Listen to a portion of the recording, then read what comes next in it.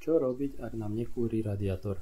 Prvý a najjednoduchší krok, ktorý môžeme spraviť, je skúsiť, či sa v radiátore nenachádza vzduch. Teda ho skúsime odzdušniť. Nájdeme si odzdušňovák, ako vidíme na videu.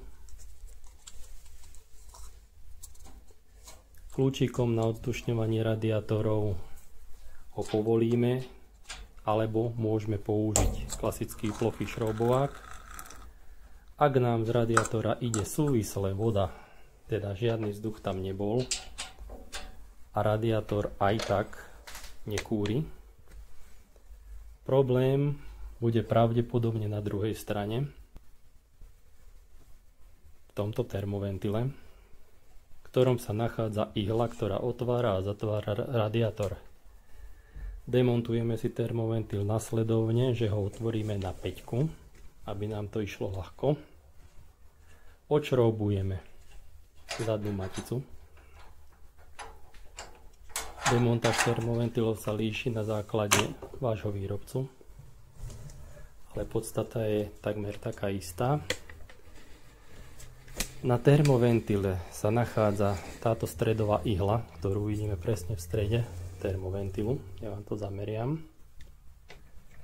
Tá ihla môže byť zaseknutá v stlačenej polohe.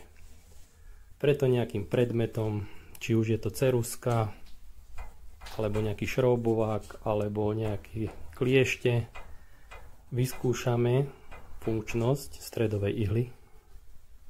Môžeme prípadne niečím namazať. A na okrajoch, záleží takisto od druhu termoventilu, sú čísla. Od 1, v tomto prípade do 6.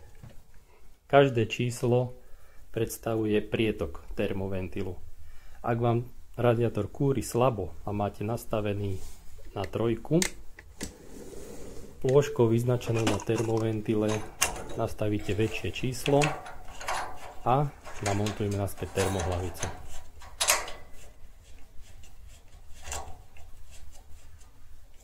Posledný krok, ktorý nám ešte ostal, je skontrolovať spodný ventil, takzvaný škrtiaci.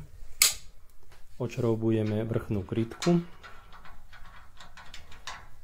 a vo vnútri sa nachádza šroub na imbus. V tomto prípade môže tam byť aj na plochý šroubovák alebo plochý šroubovák kombinácia s imbusom. To zase záleží na výrobcovi. Ak je to v poriadku, vrátime krytku naspäť. A keď problém pretrváva naďalej, môže byť problém na strane buď čerpadla alebo upchatého filtru.